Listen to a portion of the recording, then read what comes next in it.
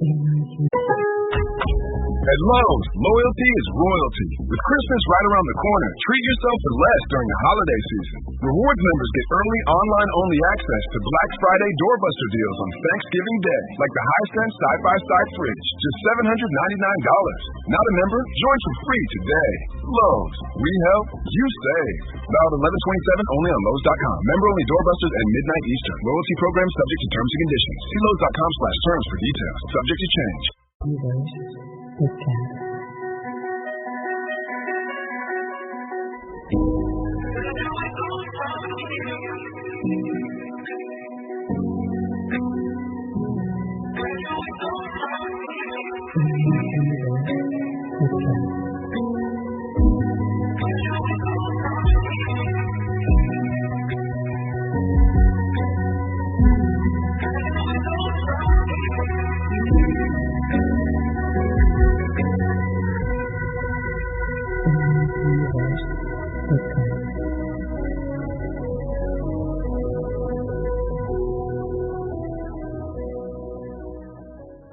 Hello, welcome to Imaginist First Podcast.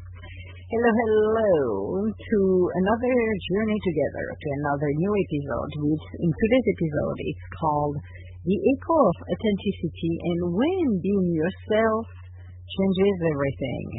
Yes, being your authentic self. Isn't that beautiful? Because authenticity is such a simple word, and yet such a powerful act. To be yourself in a world that constantly tries to shape us as an in or are an act of courage. It is actually an act of courage when you think about it. We grow up learning how to please, how to blend in, how to earn acceptance. We wear masks, sometimes without even realizing it, the mask of the achiever, the caretaker, the strong one, the unbothered one. But deep inside, a quieter voice whispers, what about me? Who am I underneath of all of this? That whispers, that echo, is the sound of your true self calling you home. Yippee-ki-yay. I am dead serious on this one. When you think about it, it's like, what the heck? Seriously.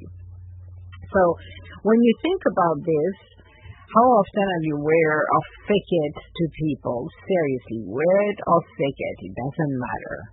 Think about that. Because quite often we want to portray something we truly are not.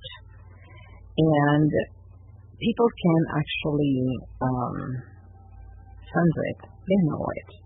They're not going to come and hang around you because they have a sense that you're not as authentic than you should be. You're not your true self.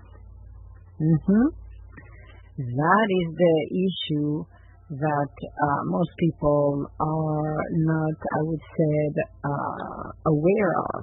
That whisper, that echo, is the sound of your true self that's calling you home. Yes. So what's the cost of conformity? We want to blend. We want to be accepted. We want to be part of the clique, which in my case, I never wanted to be part of any clique at all.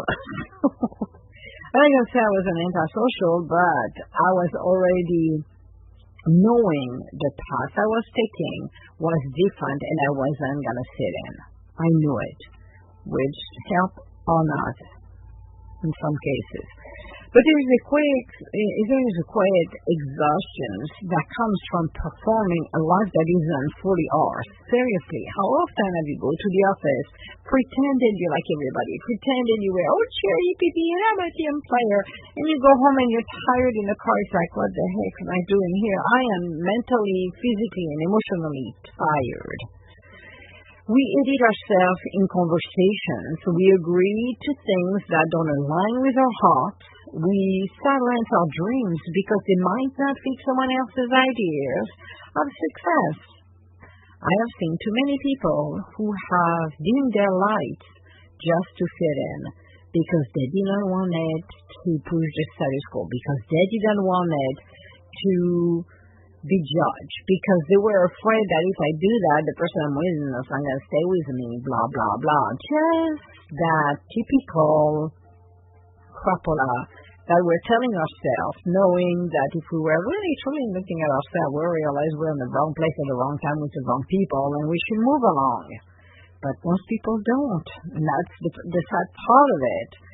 So the truth is, conformity is safe but suffocating. It is safe, yeah, because you want to be part of it, because you want to fit in. It's a slow fitting of the soul, which is true. This is why I cannot conform to it, because I have claustrophobia. So the advantage to have claustrophobia, actually, and it's a blessing, is when you feel at every level, any level of our lives, when you feel that you're being put in a box, you start to want to push the walls. You start to react because you feel you're being put somewhere that is so small you cannot breathe. That is so nice to be claustrophobic at that level, because you know when you're being confined to something that doesn't fit your own mold. And your mold doesn't fit the rest either. So I need to understand that. Whatever people are doing to put you in a box, it doesn't fit you. So you're going to be suffocating. It's a slow fitting of the soul. It is so sad. It is heartbreaking to go through it. Every time we said yes, when we mean no, a little part of us disappeared. But the good news is we can always return. Okay? It's not like he fades away forever. It's just a moment where we just make it disappear. It's like doing, like I call it, a Houdini things. I like to do Houdini stuff. Appear, I disappear. I walk away, I disappear, and not see me. Oh, now you see me now. But authenticity is not a one-time revelation. It's a lifelong homecoming. And this is true, because this is the good news in there. Every time we say yes, when we mean no, we disappear. However, we can reverse it by going home. Home is the direction and the alignment where you are supposed to be, where you belong. I remember once hearing someone say, when you stop pretending, you make room for real connection. It is so freaking true. That's what authenticity does. It creates the space for truth, for people, opportunity, and experiences that resonate with you, with who you truly are. The world doesn't need a perfect version of you. It needs the real you. Let me repeat and let me say it again. The world doesn't need a perfect version of you. It needs the real you. I'm letting you sink on this one, because this should sink in your soul, in your heart, because you know it's the truth. And yes, maybe to the people that surround you, they're not going to like the real you. Well, too bad, Jack. That means you're not supposed to be in my life. That's what it is. The awakening to self. What is this? Well, there's come a moment, a quiet, unshakable knowing that the life you're living no longer fits. Remember the old say, oh, he or she's in the middle of life crisis. Oh, she's having a meltdown because blah, blah, blah. Well, those are the moments where you realize, I need to make a change in my life. I need to go from where I'm at to do a 360 to where I'm supposed to be. And it could happen in a relationship, a job, a friendship, or even a belief system. Suddenly you realize you have been living according to a script written by someone else. And that's the most interesting in the sad part too, is when you're looking at circumstances as everything, at the awakening of to self, to our own self, the awakening. You start to clean up house. Since I'm little, I've been cleaning up house, because the awakening has been there since I'm born. So it's not like it's a switch that I turned on one day and say, ooh, I'm awakening. But for some people, they've been dormant for years, for decades, until one day the switch turns on, and all of a sudden everything starting to make sense. and everything starting to fall in places. Something fall out in order to let others to come in.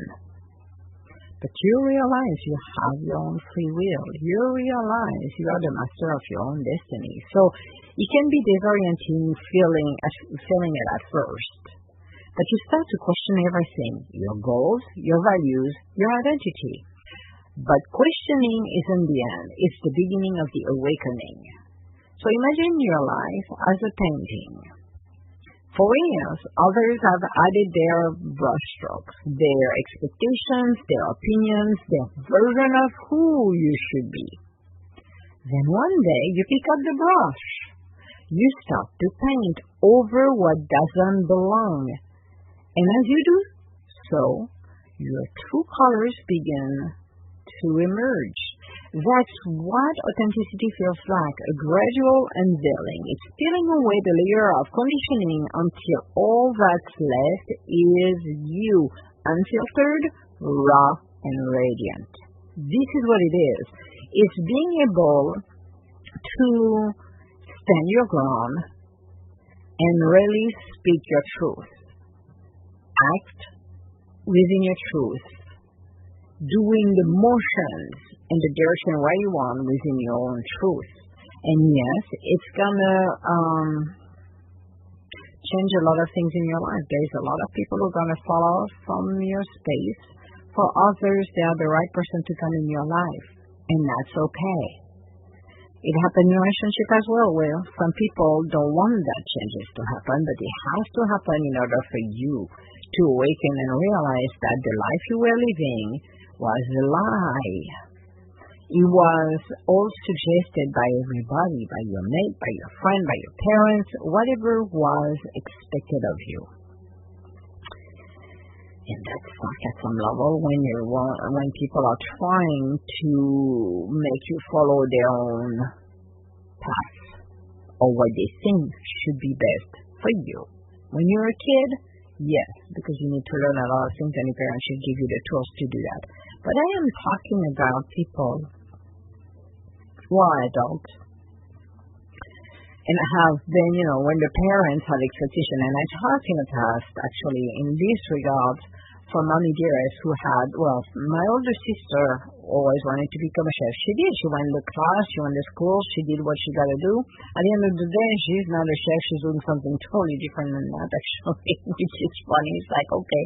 But she was determined to become a chef. Well, she did. She went to school, she did that. And, yeah, that's the way that, things are. The little one, however, was a different story because Mommy Dearest wanted to, when she was younger, was a pharmacist. She wanted to become a pharmacist technician, but life took her into a different direction. So that dream that she had at the back of her head, she just pounded onto the little one, who the little one went along with it, which was quite interesting, actually, because I would have been like, But for me, Mommy Dearest had no hope for me because I was a lost cause. Thank God. For her, in her eyes, I was a lost cause. So I'm like, perfect. I'd rather be the lost cause, the underdog, and compared to, and I'm not comparing with my sister what they had done or achieved, but compare what my expectation was or the expectation she had towards me. Just blow her mind later on in life, realizing that, wow, she accomplished so many things that I would have never believed she accomplished. And like I said to the little one, when I was doing editorial for a magazine, in the book, I participated in 2 books. So I participated. So I wrote the chapters on each of the books. That was the requirement we've got. But the funniest part of it, and I thought that was hilarious, was the fact that I've been told, that's what they said, that I write like I speak, which actually I do it on purpose, which people don't even realize that since I'm a kid. I changed the way I spoke as a kid because it was boring. I'm going to be honest with you. It's like when I talk, I speak with images as well when I speak. So it's not a boring thing, but you're going to remember what I'm saying. And a lot of people remember what I said because of that.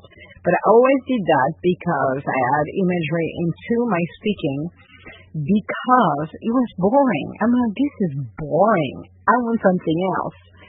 But I was laughing about it when I was collaborating on my first book and I was talking with the little one and we're laughing on the phone because I think it's ironic, it's funny. I said, yeah, well, you can tell Mommy Dearest I'm a published author now and I'm in a book. She was laughing and said, yeah, do you remember that person who told me I was a lost cause, blah, blah, that was an old teacher, retired teacher, and we were laughing about it. I said, see, so you never, you can bet on the wrong horses. You can have an underdog, but never underestimate the underdog because you never know what they can do. That's the key. So when you're awakening, when you decide to make the changes you're supposed to do in your life and really be in alignment, then everything falls into places. This is what it is. The awakening is not, oh my God, I'm awakened, because I know it became a word which kind of annoyed me, not irritated me, but annoyed me at some level because it's been used, politically speaking, or if you're awakening, you're this now. And I'm like, stop labeling people, okay? Number one, stop to put labels. That's ridiculous.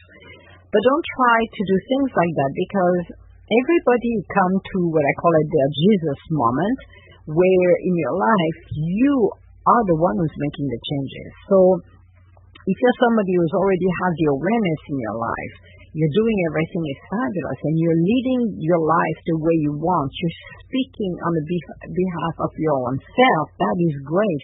But some people who are people pleasers don't do that, or they want a certain image, and it can turn out to be extremely troubling because when you're doing this, sometimes it doesn't bring you what you need at all.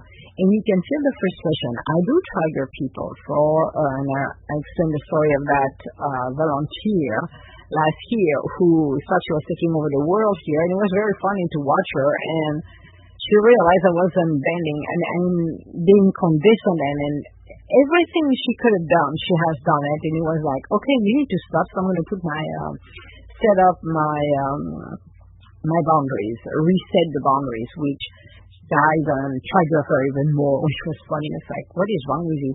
Well, what is wrong with you is somebody who is not awakening, somebody who is insecure, and seeing somebody who knows who they are, who are in a place where even though the world can upside down, that person is still grounded, still know where it's going, and have that confidence that can really trigger others.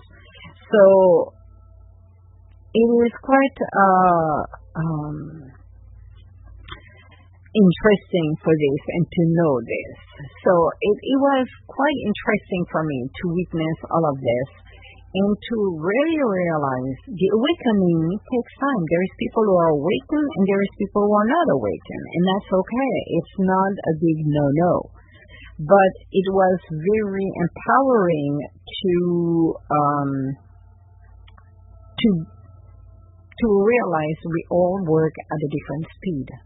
Now we need to take the courage to do that because you have a choice. Or you stay and not open your mouth, or you change and start to stand your ground and really become who you're meant to become, to free yourself and to really align with yourself in your life. That's what is beautiful. So when the echoes of trust as well, but truth, when you begin to live authentically, everything around you begins to shift. You cannot stop it. It's part of the process. And some relationship will deepen, other may fade. And again, I think we have a tendency to want to hold on into everything, but you realize your outgrown relationship, maybe a personal relationship, maybe a friendship. Your choices will start to reflect your truth, not your fears. You'll stop chasing validation and start embodying peace. This is what it is. But there is the paradox. Being authentic doesn't always feel comfortable. sometimes it brings friction. And I have experienced this at work as well, where people hated my guts because they had an agenda that wasn't aligning with the company. And I align only with companies. I don't look at your personal interests. I have no interest to know what you want to, what do we say that, want to get out of it. So for me, it was very interesting to really embrace all of this. So at the end of the day, you can look at what you're doing and really embrace every single part of it or not. And that's the awakening part of it. So understand that, yes, you're going to bring the wrath of some people and the hatred, absolutely. But that's part of it, because you're going to trigger them. Like the lady in question I'm talking about, I triggered her. Why? Because she sees authenticity and truth. She sees somebody who's not wearing a mask. Well, she's wearing a mask to pretend. And she needs to make peace with that reflection of this. So you have to understand that. You always have choices. We'll start to reflect your truth, and that's so great. Not your fears, but your truth. You stop chasing validation. You don't care. That's what is very interesting. That's probably what triggers her as well. Stop embodying peace. You're at peace. You're serene. But there is a paradox. Being authentic doesn't always feel comfortable. Sometimes it brings friction. Sometimes it means walking away from what's familiar. And this is what's happening most of the time. Authenticity isn't about pleasing everyone. It's about honoring your soul alignment. This is what it's all about at the end of the day. And when you speak your truth, it sends ripples through your world and have those ripples, those echoes touching others in a way you may never see. Your courage to live authentically gives others permission to do the same. You become the example. You become the example of the changes. The echo of your truth reverberates far beyond your own life. It reaches hearts that are silently yearning for freedom. So, let's do a reflection practice. If you find yourself struggling to stay true, try this moment of stillness. Sit quietly and ask, where in my life am I hiding? Write down one small truth you've been afraid to voice. Speak it gently into the air, even if no one else hears it yet. Your truth deserves oxygen. And as we come to a close, I invite you to take a slow grounding breath. Inhale honesty, exhale pretense. Inhale honesty and exhale pretense. Now ask yourself, what would it feel like to live one day as a full version of me? No mask, no filters, no roles, just you, in your purest, most courageous essence. Authenticity is not destination, it's daily practice of remembering. Each time you choose truth over approval, your soul breathes a little deeper. Let your life become an echo, a resounding expression of who you really are, because when you are real, you become radiant, and the radiance, it changes everything. Until next time, may you walk boldly in your truth, speak from your heart, and trust the echo of your authentic creation. So create authentically. All my love, guys, and I will talk to you later. Bye now.